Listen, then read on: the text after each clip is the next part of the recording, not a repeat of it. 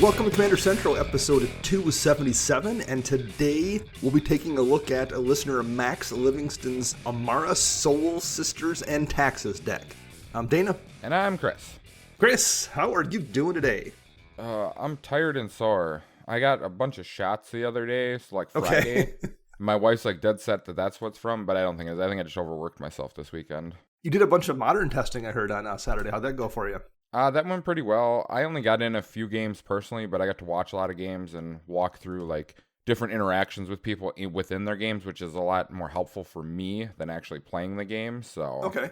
It was worth it. Good. We had my son's belated birthday party today because his two best friends were gone when it was his birthday. So this was the first weekend that worked out. So we had them over here. And one of the things for an activity we did was that there's a ropes course at the university, apparently. I didn't know that, but my wife found it. So we signed the three kids up. Like, we'll take them up there. That way they can, burn off a bunch of energy before we take them to dinner and whatever. So we did that and got up there. And I assumed it would be, climb this rope net over this 10-foot wall and like that, walk across whatever bouncing beam or something. Okay. The whole thing was like 40 feet in the air. Oh, no. and shockingly enough, I guess I shouldn't say shockingly, but like they were all super into it and excited to get up there. And so, because we got there and I was like, oh, I hope this is not too intense. And they strapped them onto their harnesses and they scrambled up that rope ladder 40 feet up and they're hopping across, swinging logs up. It was all safe, of course, but like I was a little bit worried it was too intense when I got there because it was not what I thought it was. And I hadn't warned anybody that's what it was. And they tore through it, ended with a big zip line to get down. It was super cool to watch, and yeah, worked out really, really nicely, so it was a good time. So you answered my big question there with that last statement, super cool to watch. Yes, I did not get up there. I was not participating. There was like 4 or 5 college kids that were there that run it, and they were there with them, but no, I was on the ground taking pictures. Yeah, you wouldn't catch me up there neither. In my older age, yes, I don't get along anymore.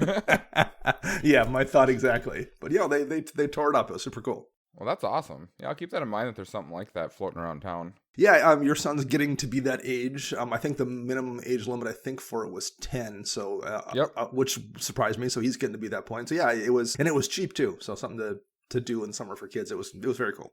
Sweetness. Well, if you out there in listener land want to reach out to us and talk about what you did this weekend, how'd you go about doing that, Chris? Well, you can find us on a multitude of social media platforms. You can find us on Twitter at CMDR Central. You can search us up on Facebook, CMDR Central. You can find us on YouTube by searching CMDR Central, and you can also find us on CMDRCentral.com. You can also find us on patreon.com/CMDR Central, where you can see a multitude of different reward options, including doing a Decks You Play segment, just like the one we're about to do for listener and patron supporter Max Livingston. Heck yeah. So let's jump right into this. We're looking at Max's Amara, Soul of the Accord deck, and I'll quick read Amara before we get into Max's notes. Amara is 2 mana to cast, nice and cheap, a green and a white for a 2/2. She's an elf cleric and says whenever Amara, Soul of the Accord becomes tapped, create a 1/1 white soldier creature token with lifelink. Very clean and very simple. Very easy to do. Yes, indeed. So we always send out a little thing asking a few questions about the deck, what the listener wants, and here are Max's responses when we ask what his meta was like. Yep. So for the meta, Max told us that haven't really been playing for 9 months, because yeah. The world hated everybody. So it happened to a lot of us. But for the meta that Max remembers locally, it was a plethora of different decks of different power levels, and nobody really had that talk about what the power level was. And that's something that he really wants to go back to, coming back to it, ask about, well, this is where I want the deck at, what are you guys playing so we can be within the same power level and actually have a fun game. I will say the same thing very much. I mean, people had the conversation, of course, prior to COVID, but being back in the shop now, I would say I've noticed everyone is much more conscientious about having that conversation, at least in our store, before games get started. Yeah, it's definitely different. I mean, I've noticed, when you play over Spell Table, you really have to have that talk because you don't know the people as well. So It's like, okay, so I'm going to be playing this deck, and it's got combos in it, but I don't have any tutors for the combo, so I could accidentally combo off, but that's not my purpose of the deck. You have those type of talks with people. And that's very much, I think, translated to playing in person to a degree too. At least locally for us, that's good to see. Yep. The goal of the deck is called Punch In Taxes. Mainly, it sounds like it's an aggro deck with a bunch of small taxes to opponents trying to keep their lands and creatures and artifacts entering tapped and slow down as much as possible, while he tries to also be aggressive and use the Soul Sisters of the deck to keep his life total padded and to mow his opponents down with his creatures. There's some elements of kind of a go wide strategy here as well. So that's what he's trying to do. Definitely. But, those types of decks also have, huge weaknesses. For sure. And one of the big, main areas of weaknesses that Max is looking for us to discuss into it is sources of card draw. And Max knows for a fact that he's lacking and stuff like that. Also, win conditions, because worst case scenario, your go wide strategy is not going to work for you. You could run into another go wide strategy, or you could run into an Elishnorn that's just like, nope, you're not doing anything today. So something to be able to battle with that kind of stuff. And as for budget for all these cards that we're going to, discuss, things like that, there really isn't much of that because Max is a long-time player, so has all those old cards, like the reserve list Savannas and, Yes, indeed. the lands like that. So I personally, when I go into this, I don't like suggesting cards like that. I like suggesting cards that are more easily accessible. Yeah, and agreed. Better playable cards. And Max's last note here says, thank you for the opportunity, and he's enjoyed listening to us since we got started and hopes we keep making content for a long time. Well, Max, that is our plan. We have no plans to wrap this up anytime in the near future. So thanks for the kind words, and we are going to be around for a while. That's the goal. All right, so let's jump into this, Chris. You want to start us at the land base? We'll go over that. You can tell me what we've got for lands in Max's deck here. There are 34 lands in Max's deck. We have a Bountiful Promenade, Canopy Vista, Command Tower, Dust Bowl, Field of the Dead, 5 forests, 1 holdout settlement, Mistvale Plains, 5 plains, 1 Riftstone Portal, Scattered Groves, Scavenger Grounds, 5 snow-covered forest, 5 snow-covered plains, 1 strip mine, Survivor's Encampment, Temple Garden, and a wooded bastion. So plenty of basic lands, only 34 total lands, but the deck has a pretty low CMC. It's around 2.5. There's a lot of 1-drops here. Yes. You are in green, so you can, as long as you get to 2 lands, there's plenty of green things you can cast here to get you an additional land as well. That 34 is probably fine here. I probably myself would go to 35, but I'm sure it functions just fine at 34.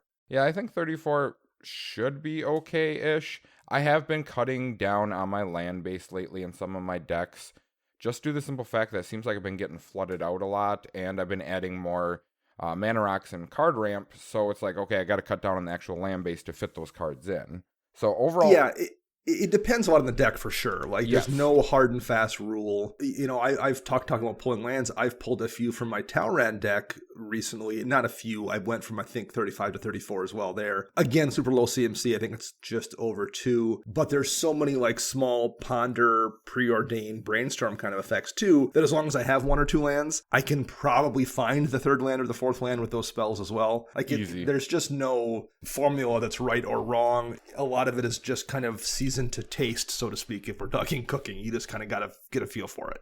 Yeah, it's definitely also player preference, because some players prefer way less. Like our store owner, he runs a mono black deck, and he runs 32 lands in the deck. And he's playing a bunch of, high CMC demons, but he's also playing your, like, Cabal Coffers, other stuff like that in there. So, I mean, the deck works phenomenal for him. So I don't know how he's pulling it off, but it works phenomenal for him, so... Yeah, it's just each player is a little bit different in what hands they keep, whether they mull or not. I'm sure this works just fine, so have at it, Max. Yeah. Any ones you don't like in this list here? I'm not really sure. Like, maybe... I don't know. Honestly, I like them all. It's hard to really make a good cut per se in this out of all of them. So normally I'm not a fan of Holdout Settlement and Survivor's Encampment, but they function as a way to tap the commander to make a creature. Sure do.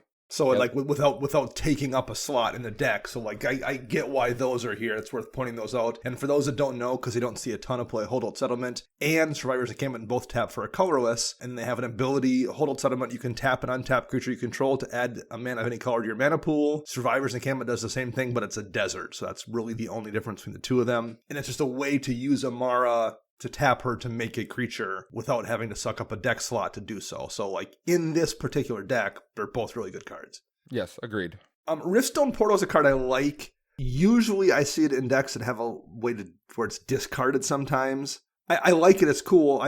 You're probably just relying on some weird situation where it winds up in your graveyard. Myself, I feel like there's probably utility lands that are useful more often than that one. I don't think it's bad. It's not causing a problem, but like I feel like Homeward Path probably would save you or cause problems for someone else stealing something more often than Riftstone Portal is going to be relevant in your graveyard.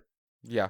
I honestly would rather play like a War Room in here or something. Or for sure. in any of the hideaway lands, just because of the lack of card draw, so you can dig deeper into the deck for cards. Honestly, I think if you are playing a 2-color deck or 1-color deck, I would run War Room 100%. I think it's a really useful card. Yeah, sometimes you never have a situation where you can use it, but like there's been games where I ramp out or something and empty out my hand, and it's like turn 5, and I'm like, I'm gonna War Room for 2 life and draw a card, and I do it like 3 turns in a row, and it keeps me gassed up enough that I stay ahead versus those situations sometimes you get where you ramp ahead and you empty your hand and don't have any draw, and then everyone else just catches up and you've accomplished really nothing basically other than painted a bullseye on yourself. War Room is like really useful for staying ahead when you get ahead, or if it's turn 10 or something or 12 and you need to dump mana because you just don't have enough cards in hand to spend all the mana you have. It's really useful there too. So I love War Room. Yep. This deck is another one that I would contemplate Arch of Orazca, just due to the simple fact that you're making a bunch of tokens, so you can get the City's Blessing. Yes, it's usually 5 mana to tap and draw a card or something like that, 4 or 5. So it is a little bit more expensive than the War Room aspect for, cost of it. But overall, having double outlets, because you're not always going to see War Room. So if you have 2 of them, it could be worth it. Yeah, I agree with that as well. There are the half snow lands, half non-snow lands here to enable Field of the Dead, which is always cool to see. So that we quick mention that. I think that's the only real purpose of the snow lands, but I mean, that's good enough. Agreed. Yeah, I'm with you there, Chris. There's not much I dislike, and I other than the War Room that jumped out at me, this is what I would probably look at as a land base here as well. For sure. We will pop over and take a look at the instants next. There's 10 of them in this deck. Pretty heavy on removal. There's a Beast Within, a De-Glamour, and its kind of counterpart, Unravel the Aether, 2 cards I've always been a fan of. Generous Gift. So if you got Beast Within and Generous Gift, you'll be able to solve a ton of problems over the course of a game. There's a March of the Multitudes, which is X and green, white, 3. Has Convoke, and you create X white soldier creature tokens with lifelink. What's really nice about that is it's a way to tap Amara. So you can tap her as part of that Convoke cost, make a soldier off her, as well as using her to make a soldier for the casting cost. Path to Exile and Swords to Plowshares, probably 2 of the best creature removal spells ever printed. Second Harvest, for each token you control, put a token onto the battlefield. It's a copy of that permanent, so just basically doubling all the tokens that you're making. Secure the Waste, another great instant speed token maker. Tithe, search your library for a Plains card. This is an old white instant from Visions. If you have fewer lands than target opponent, you may search your library for an additional Plains card, reel them and put them in your hand, and shuffle your library. So it's an old way it's like a one-shot land tax, basically. Yep. I love Tithe, and the reason I read it last, that's the first one I wanted to talk about. I think it's a super good card, even though it's gotten pretty expensive in the last few years. But I probably wouldn't run it in a green deck because you can just ramp in green. Sure. Tithe is good when you need to have lands in hand to always hit your land drops, but you can just ramp in green, and you have the added problem of, because you can ramp in green, there's a decent chance you're ahead on lands anyway, and you're not going to be able to take advantage of getting 2 planes. It's just going to be a 1 mana to get 1 plane. For that cost, I would rather just cast a Rampant Growth and go ramp out a land. Oh, I agree with that 100%. So, I mean, and even like this is a two color deck, you can run Farseek and go grab your Savannah or something. Mm-hmm. So that's what I would do there. It is a nice card, and maybe it plays in fairly well with the lower land base too, but like you were saying, I would agree that I would rather have a green ramp spell in there that's 1 more CMC, if not 2 more CMC, that's just going to guarantee to give me the lands that I need. Yeah, in almost any other color combination, Tithe is great. This is just the weakest one, since you can just run something that's going to get you a land into play every single time, and you just don't care what anyone else has out. The one thing I would say about it is it does go get stuff like, is it Mistveil Plains counts as a plane? Sure does. That's one of the lands where you can tap to put a target from a graveyard on the bottom of your library. So it does go get that because it doesn't say basic plane. However, so does Farseek. Farseek just says lets you get a plane too, and it doesn't say basic. So if you swapped in Farseek there, you could still go get Mistveil Plains. Yeah, I suppose it all depends on how fast the games are where Max is playing too. Like, because maybe the instant speed going to get that to use it could be, huge. Sure. Yeah, maybe. Any additions you would like to add here, Chris, for the instance? There's not like a whole lot per se, because it covered all bases pretty much with it. I would like to see a few things like maybe like a protection or recursion based cards or something in there. Like brought back as an instant, returns 2 target permanents from the graveyard to the battlefield if they were destroyed this turn.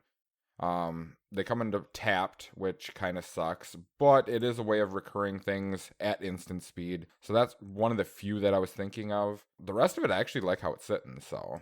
Yeah, I know it's not exactly the most obscure thing to recommend, but Teferi's Protection is so good, particularly in a deck where you're going wide. Like in Max's Dromoka deck, for example, he's just not making many tokens. He has a bunch of beater creatures. So something high CMC like... beaters. High CMC ones too. So he is actually running Teferi's Protection, but like in that kind of deck, you could also run things that blink stuff like Ghostway or I forget what the one from the second Innistrad set is, but there was one in there that was very similar to Ghostway. Because then you're like, I'll just run that and I can like block with a creature and then blink it to save it, or you can trigger ETBs or something. In this deck, we have a ton of tokens. You don't want to blink stuff because tokens stay gone. So Teferi's Protection, also Heroic Intervention. I feel like I will be very tempted to find slots for one or both of those, because it's just one of the best ways to save stuff, particularly in a token deck where you can't be blinking things out to save them. I agree. And with Teferi's Protection, seeing it's got 4 prints now or something like that.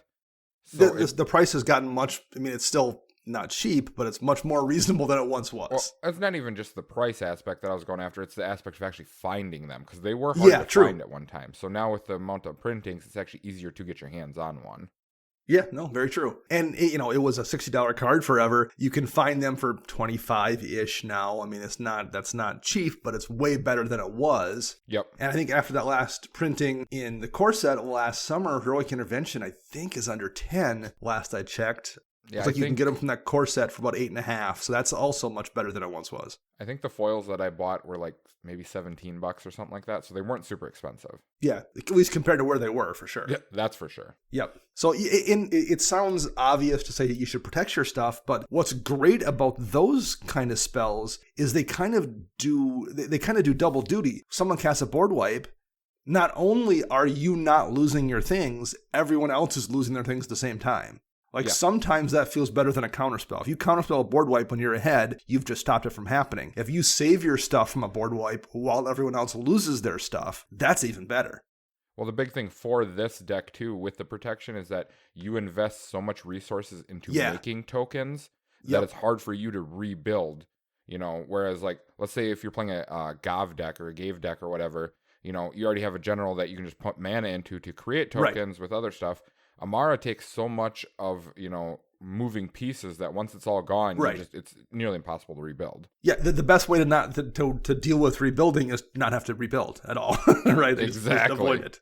All right, why don't we take a look over at the sorceries we have here in this deck, Chris? What do we have?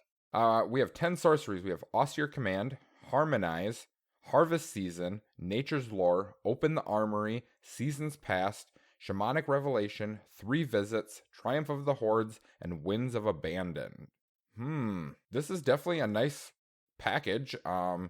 Austere Command really, works wonderful when you're playing with a bunch of low-cost creatures, because you just dodge it when you blow everything up. Winds of Abandon is, I'm kind of not sold on this card sometimes. It's nice because you exile target creature, and then you can overload it for 6 to exile all creatures.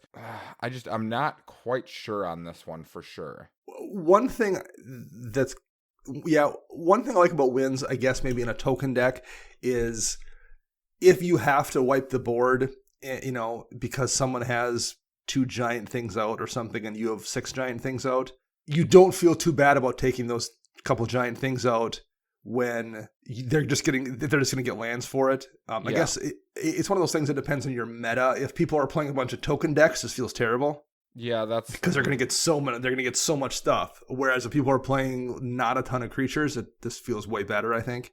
It is nice that you don't have to overload it, so you can just single target with right. it. So that is nice yeah. too. One card I want to talk about just briefly, even though it is pretty simple, is Harmonize, which is 2 green, draw 3. Very simple and green. I have heard people talk about Harmonize being like a card that, is pretty boring and doesn't get ran much anymore. Yep. I don't know if I agree with that. There's a lot of fantastic effects in green that draw you cards. Obviously things like the Great Henge are just busted. However, almost every draw effect in green cares about the number of creatures you have in play. And there's just been enough times in green decks where someone's board wiped and I've been at 2 cards in my hand and you top deck that, Return of the Wild Speaker or that Shamanic Revelation or something. And like, that does me no good right now. Yep. I wouldn't want to have 7 copies of Harmonize in a deck if there were 7 different versions of it. But I really like having one spell that every single time I get to draw 3 cards. Doesn't matter what. I know what I'm going to do. It's going to let me draw 3 cards for 4 mana, and that's it. I don't want a ton of them, but it is nice to have the consistency, I think. So even though there's been like a lot of crazy home run or Rishkar's expertise kind of things that we've gotten in green over the years, I do think there's something to be said for the consistency of 1 or 2 effects like Harmonize in a deck. Well, yeah, and Harmonize, we're going back to protection spells that we had. Harmonize just helps you refill if you don't have that protection spell then. Exactly. So you dig into the deck. And I mean, I think Harmonize was a mistake when they made it, honestly. I don't think it should have ever been in green, but probably. It is a phenomenal card. And honestly, I think every deck, unless you're playing green-blue or something like that, or you already have like a huge card draw package built in with like ETB creatures or something, or combat tricks or something, Harmonize should just be jammed into the deck. Yeah, I tend to agree. The other one that caught my eye that I don't see very frequently in this kind of deck is Open the Armory, which is the 2-mana sorcery. Search your library for an aura or equipment card, put it in your hand, and shuffle your library. I'm guessing, though, despite the fact there's not a ton of auras and the equipments in this deck, you're looking at Paradise Mantle, Skull Clamp, and Springleaf Drum. Skull Clamp is Skull Clamp, so it's a way to go get a draw engine. And Paradise Mantle and Springleaf Drum are both ways to tap the commander.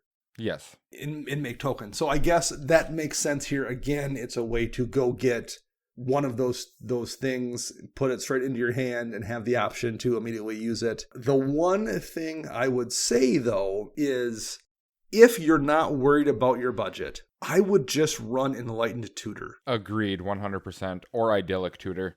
One of the two, I think, are just better. Enlightens more money. It's a $30 card or something right now. I guess I haven't looked recently. Someone's going to tell me in the comments that it's 70 or something now because I haven't paid attention. But if you aren't worried about the budget, you're saving 1 mana. Yes, it goes to hand, but you can just cast it before you draw the start of your turn. And if you don't need that Paradise Mantle or that Skull Clamp or that Springleaf Drum or something, it does let you go get something that you do need. If it lets you go get, not to get over into the enchantments, which we haven't talked about yet, but like there's a Beastmaster Ascension there. And let's say you're at the point in the game where making a 1/1 token off Paradise Mantle isn't really going to be that big of a deal. You want to win, you can just go get Beastmaster Ascension and attack next turn and kill 1 or 2 people with it. Agreed, 100%. Yeah, Open the Armory is just, I don't think it is this type of deck that it needs. Now, usually when you see Open the Armory, it's because, I got like 40 auras in my deck and I need one of them type of deal, so... Yeah. Seasons past, a Max Crandell special. This Trash is one card. of those cards. Trash card. It's green. It's horrible. Have you ever... You don't really have any green decks, so you probably haven't even ran it. Yeah, I think I've ran it once. It is a very, very powerful card. I don't care what anybody says. It is.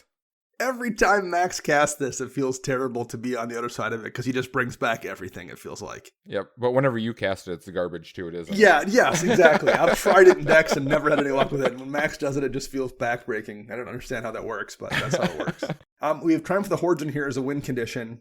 So since that's in here, one thing I would say you could do, obviously Crater Hoof is a equivalent over in creatures if you want a win condition there. Overrun. There's always Overwhelming Stampede, but this deck doesn't have giant creatures in it. Overwhelming Stampede is better in decks that have like big bodies because they get +X, where X is the greatest power among creatures you control. Yep. I think this deck a lot of times is only going to have 1/1s or 2/2s in place. So Overrun, where they just all get +3/+3 and trample, is probably really, really good. Or you could just go like the Finale of Devastation route, since there's plenty of ramp here, and maybe you're going to be able to cast that where X is 10 and just go get some big creature and then buff all your creatures when you swing it as well. So you could run those here in your sorcery slot if you wanted another win condition or two as well, I think. Yeah. Any other ones here that jumped out at you, Chris? Well, within this, I like everything that's in here. It's not a big deal. There was a few things like you're not running a whole lot of like board wipe removal. So one of them I was thinking of was I can't even think of the name of it now. It just popped in my head. The 5-mana one that when you destroy everything, you gain a life for each creature that's destroyed. So if you have to board wipe and you have a big board, and it's something that's necessary, you're going to gain the life. So it actually sets you ahead too. Now, I don't really recommend running a whole bunch of board wipes in a tokens deck. So it's kind of, hit or miss. Depends on how you're feeling that day. If you want to cast it, something like that. Another one that I was thinking of, though, was like Collective Unconsciousness. It is 6, I do believe it's 6 mana, or is it 5 mana? 6 mana for a card that's just like your Shamanic Revelation, but you just draw. You don't get the other bonus, if they are 4/4s or something like that, that fun jazz. But you get to draw for each creature, so just another outlet of that. It's a worse Shamanic Revelation, and it's still probably good enough. Yes.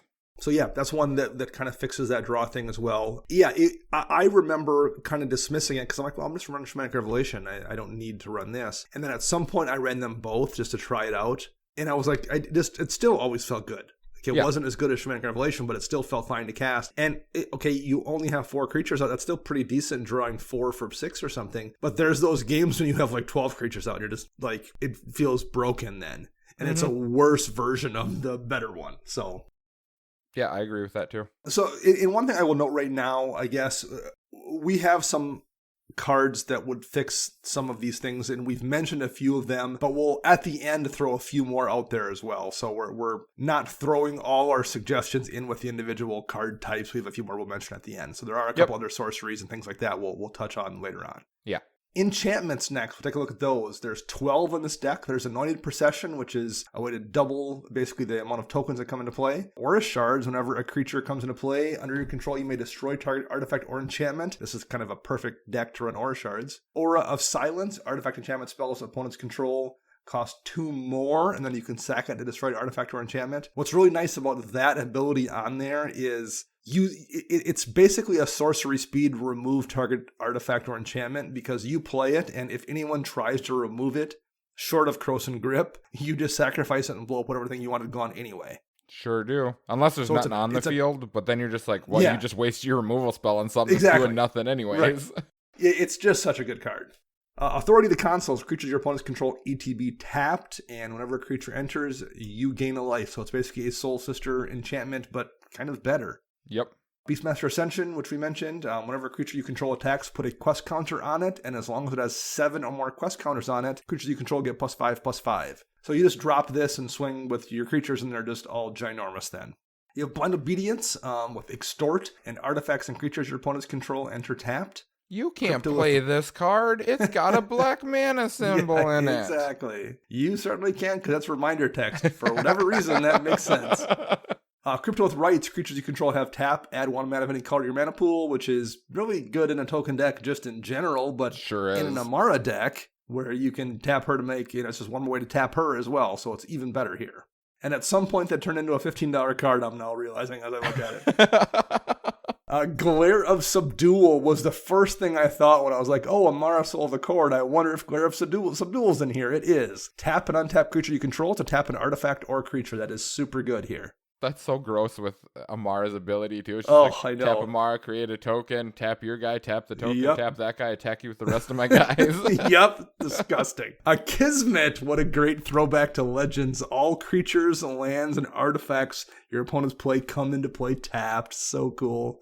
Nature's Chosen is kind of a weird one. It's an aura. Untap the creature that's on, and you can only use this ability once each turn. And you can tap the enchanted creature to untap untap target creature, artifact, or land. You can use that once per turn as well. So you can tap your creature to tap Amara, basically, is what will probably happen, to untap a land and get extra value out of it while making a soldier, and then untap Amara again if you want to, with the ability to use her for the Glare of Subdual or something. So, Yep.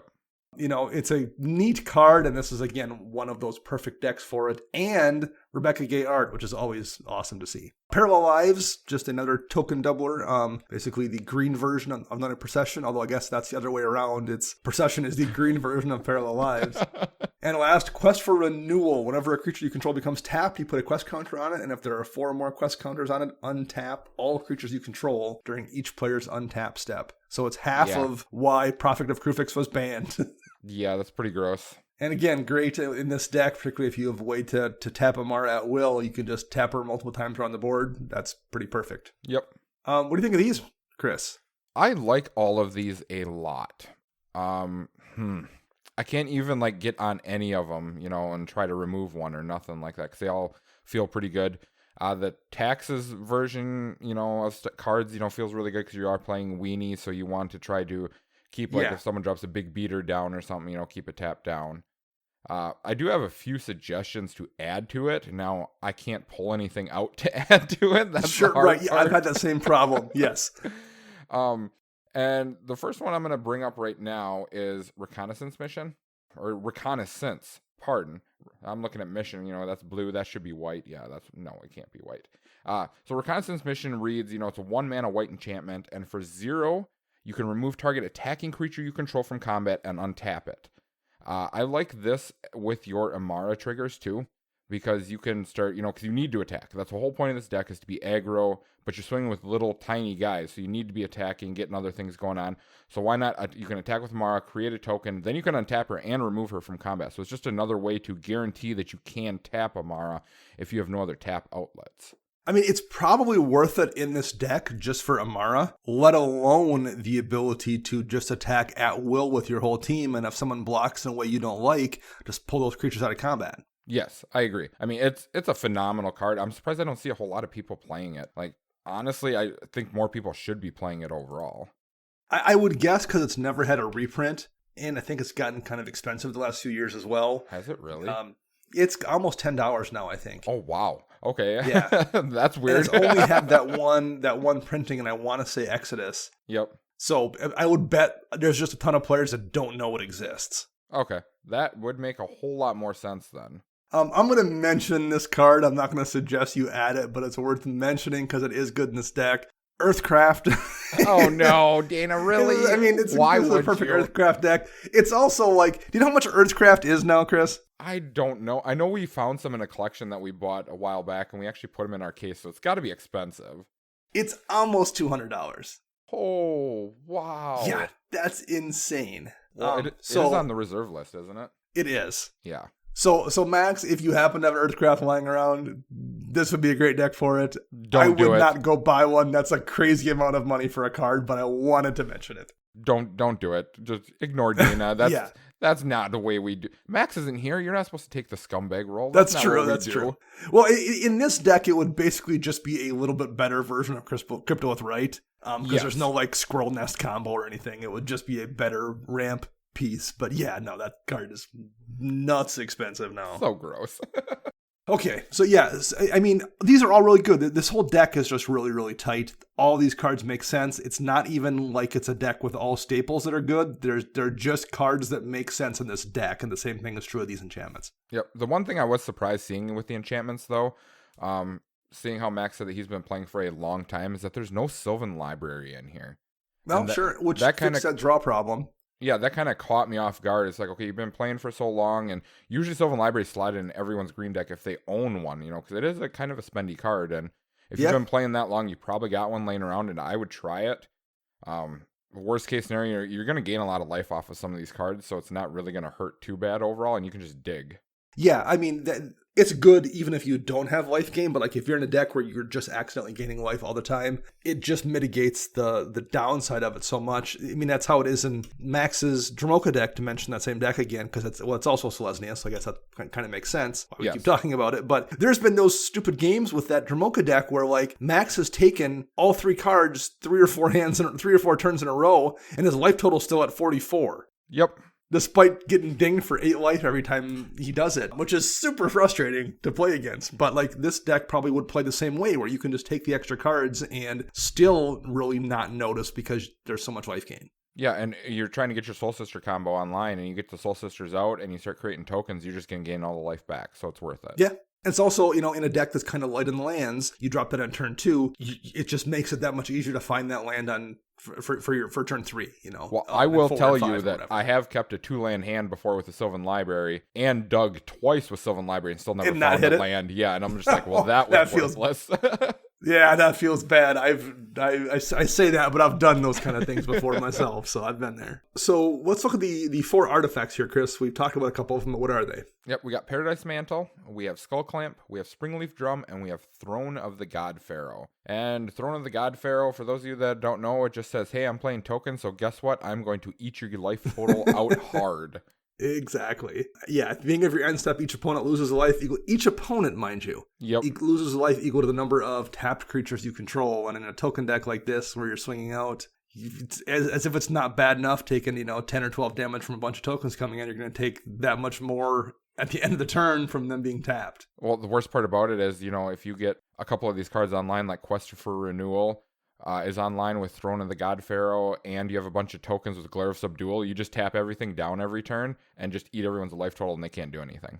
Yep. Ugh. Now, the one thing I will point out here, because we did talk about Paradise Mantle and Springleaf Drum a little bit, we mentioned Skull Clamp. I mean, they're Mantle and Drum aren't cards you see a lot. They make total sense here because it gives you a way to tap Emmara again and then untap her. Skull Clamp on a token deck. Skull Clamp on any deck, but Skull Clamp on a token deck is that much better. There's no Soul Ring here. No, there are no mana rocks whatsoever. Yeah.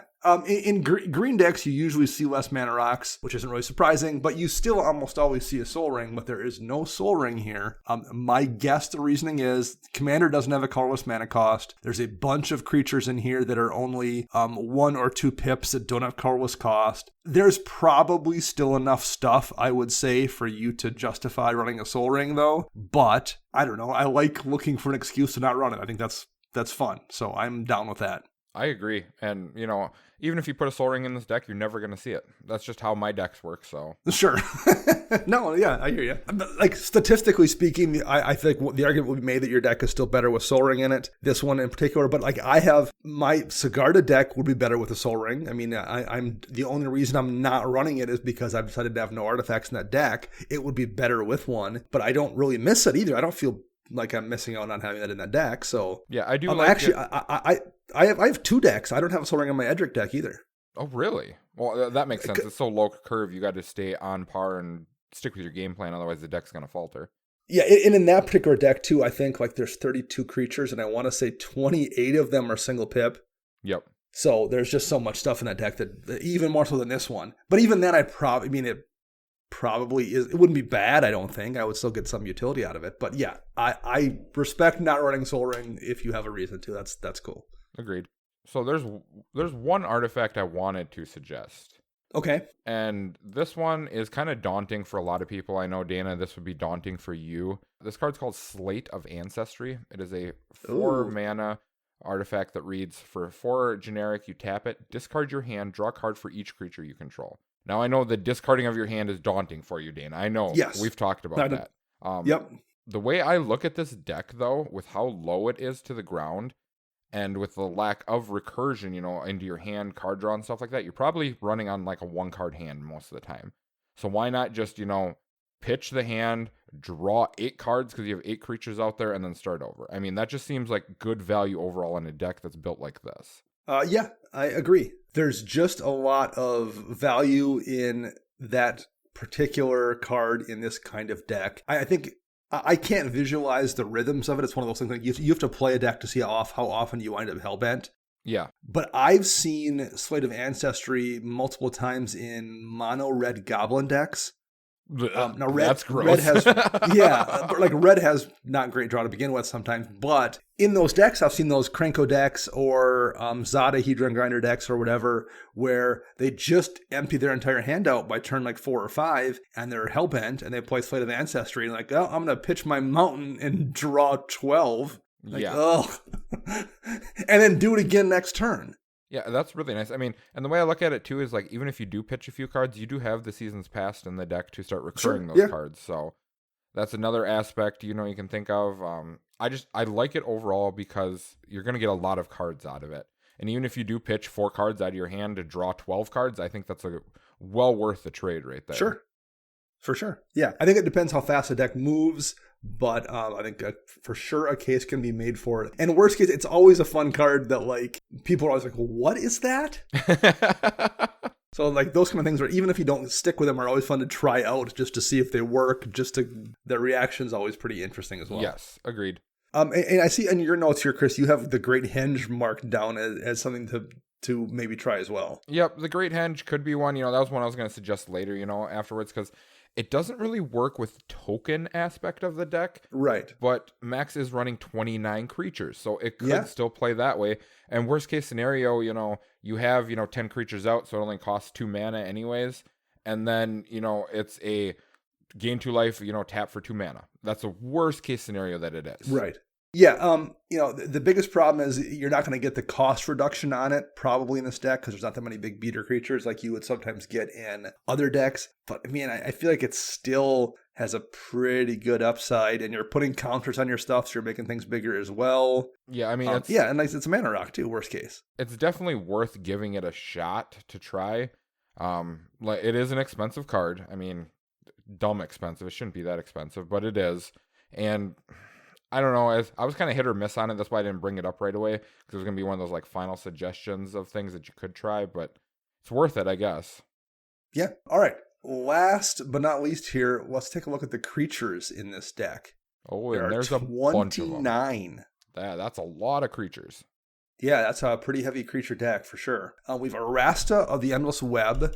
That's an enchantment creature from the second Theros set. Has reach, and whenever an opponent casts an instant or sorcery spell, you make a 1/2 green spider creature token with reach.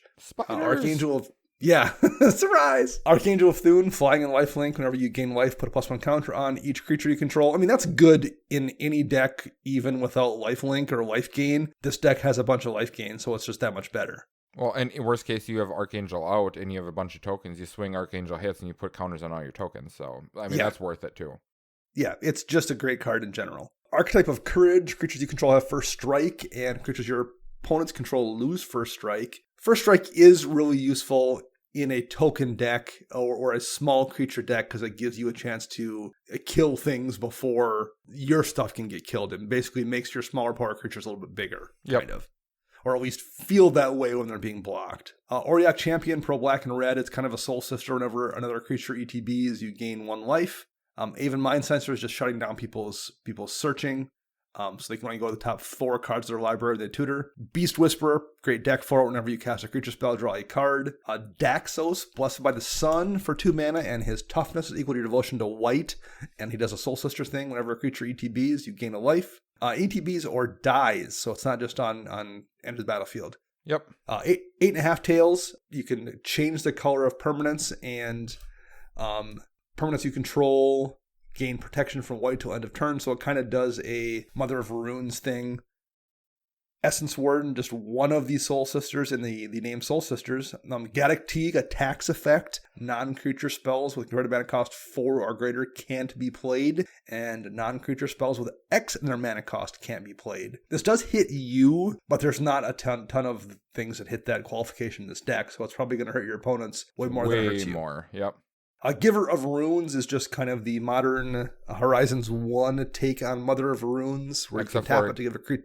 Yeah, it gives protection from colorless and the color, so. But it can't protect itself. So that's the downside. It can't save itself, but it also can deal with colorless. God Eternal Aketra, 3/6 double strike. When you cast a creature spell, you make a 4/4 zombie with vigilance. That's really good in this deck. Zombies shouldn't have vigilance. That's bogus. They should come into play tapped. That's how zombies work. Yeah, they for once, white got the better version of effect. They have vigilance and they don't come into play tapped. That's so strange. Good Fortune Unicorn. Whenever a creature ETBs under your control, you put a +1 counter on that creature, so you just perma buff any of your tokens coming into play. You have Handwear Militia Captain. At the beginning of your upkeep, if you control 4 or more creatures, you can transform it. And when it's transformed, its power and toughness, you go to the number of creatures you control, and you make a creature at the beginning of your end step. Yep. Heliod Sun Crowned is an indestructible god where he isn't a creature until your devotion to white is 5 or more. Whenever you gain life, you put a +1 counter on a creature you control, and you can also use them to give stuff lifelink. But in this situation, it's probably mostly just a way to get free counters whenever you gain a life off all of the Soul Sister effects.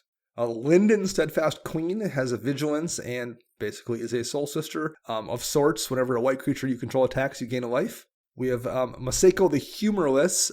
She has Flash, and tapped creatures you control can block as though they weren't untapped. So even though you may have tapped Amara to make a token, or you've swung with your stuff, your tapped things can still block.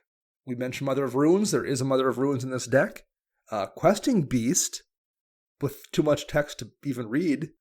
I know it has vigilance. Haste. That much I remember. Vigilance, Death Touch, Haste. It can't be blocked by creatures with power 2 or less. Combat damage that will be dealt by creatures you control can't be prevented, even with like fogs or anything. And when it deals combat damage to an opponent, it deals that much damage to a planeswalker they control. I mean, it just does everything. Yep. Serra Ascendant, 1 mana with lifelink, and if you have 30 or more life, which you're probably going to have in this deck pretty often, it's basically a 6/6 with flying, or with lifelink, excuse me.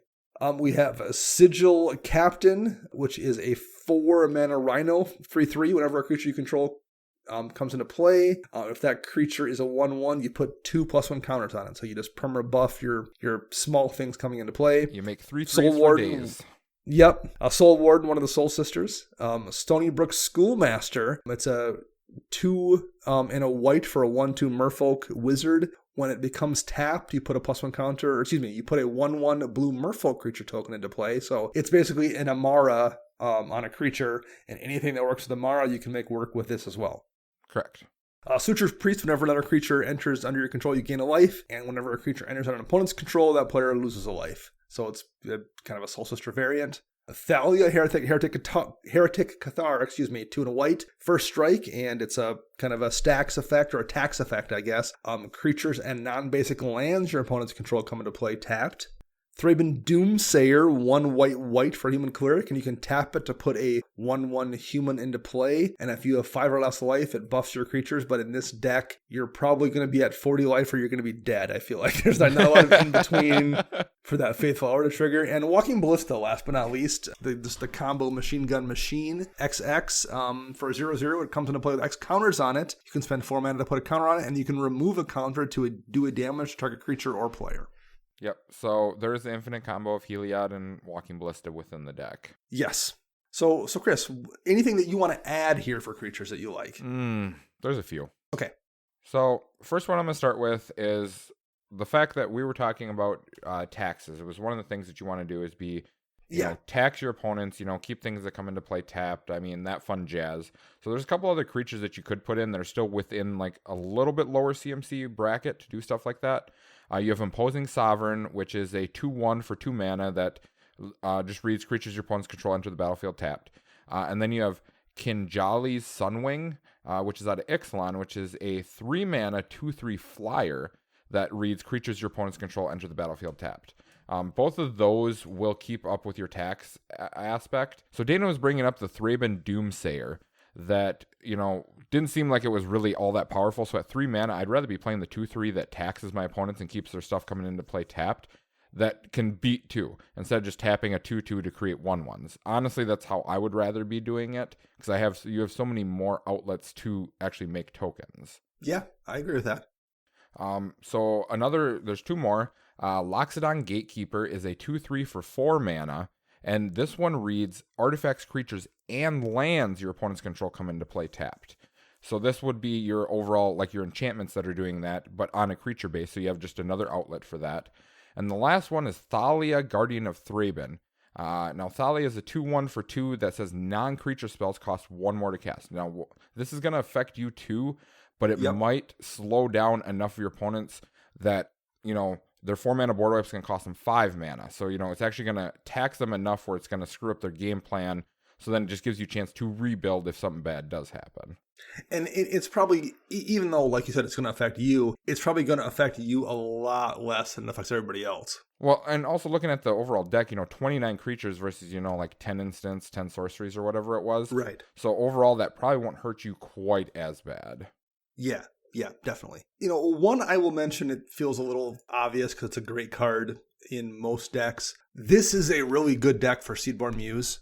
I didn't even want to suggest that one. I mean, yeah, you're just like, if you're playing a green deck, you're probably not wrong running Seedborn Muse, no matter what the green deck is, just in general. I mean, it's just that good of a card. But in this deck where you're specifically looking to tap your creatures repeatedly and have ways to do that, it's just a way to just amp that up to 20, it's just like you're turning the volume all the way up, doing it every single turn. Yes. And even things like, Nature's Chosen that we talked about under the enchantments that only can be used once per turn. That's once per turn on everyone's turn, right? So if you have like ways to untap stuff repeatedly, you can trigger those things out all the more often as well. So there's just a lot of synergies with Seedborn Muse. A card that's great in any situation. It's just that much better here. Dana, why do you suggest cards like that? You would hate it if you were sitting across the table and they jammed one of those. I'm someone, I think I have 5 different decks with green currently right now, and none of them are running Seedborn Muse. Like, I'm not running it either. I get it, but it is a great card, and it's even better in this particular deck for sure. Yeah. So let's say you're going to add some of this stuff, Chris. Are there any of these creatures you like less than others? Like that you would look at pulling if you were going to make a change? There's a few of them, like, so, like, Masako's cool. I would probably pull Masako. The Giver of Runes and Mother of Runes, I understand why they're in here, but you don't have any huge beaters. You're more of a go-wide strategy, so that would be cuts that I would make. The 8.5 tails, that kind of stuff, while protection's nice, because I'm assuming it's just to protect Amara from getting blown off the board type of deal. I would still, that would be like my removals, because I want the deck to be not so focused on the general or key cards. I'd rather have the deck work as a whole together. And that's what I would be looking for. Yeah. I think what Masako is, yes, it's nice that you can block with tapped creatures, but how often are you be blocking with Amara? Really? Yeah, I mean, you could be blocking with your tokens after you attack, I guess, but I'm not quite sure. In the way this deck works, you are probably going to be able to make tokens frequently enough to have them available as blockers anyway. Yes. I just don't know how often that ability is relevant, as cool as the card is, again, in this particular deck. And I talked about Archetype of Courage, giving your creatures first strike and taking them away, and that is useful. But I don't know if it's more useful than a dozen other things, some of the ones you mentioned would be. I think it's a neat card, but like I think at the end of the day, there's probably things I would find that are more useful than that in this particular deck. The hard part about Archetype, too, because I do believe it's an enchantment creature. So if you're going to run something like that, because you open up the basis of removal, there's much broader spectrum of removal to remove something like that. I'd rather be running like an Esper Sentinel in that place, Same amount of removal can remove an Esper Sentinel, but I'm getting more value out of the Esper Sentinel. Well, like for every time that removing first strike and giving your stuff first strike is relevant in a game, Toski, Bearer of Secrets, drawing you 7 cards per turn every time you swing, it's going to be just that much more relevant. I like Toski combined with like Reconnaissance or something like that. Yeah. Because you have to attack every turn. You're just like, okay, and then untap them. And now I have an indestructible blocker too. Right. You're doing double duty. So you're going to attack every turn. You're going to attack with your creatures to get your tap triggers. You're going to pull them back out with Reconnaissance afterwards. And you're still going to get to draw your cards off Toski. Yeah, it's really good. Yeah. So you're having your cake and having your cake and having your cake and then also eating all of your cake. You can just do it all at once. Yeah. The final creature that I would probably suggest for this deck, and it's upwards of the CMC, so it's not quite super low per se, is a Shalai, Voice of Plenty. That gives you your protection aspect that your Giver Runes, Mother Runes, that kind of stuff's giving you. But it also has a mana sink that you could pump your creatures, start putting counters on it, which is what you're looking for because it hits everything. It's also a 3/4 flyer for 4. I mean, you can't go wrong with that. One last one. It's not even really a creature. I will mention it. We missed a couple things when we were going over that we have in our notes here. And actually, you have this in your notes too, Chris. Balaged Recovery. Yep.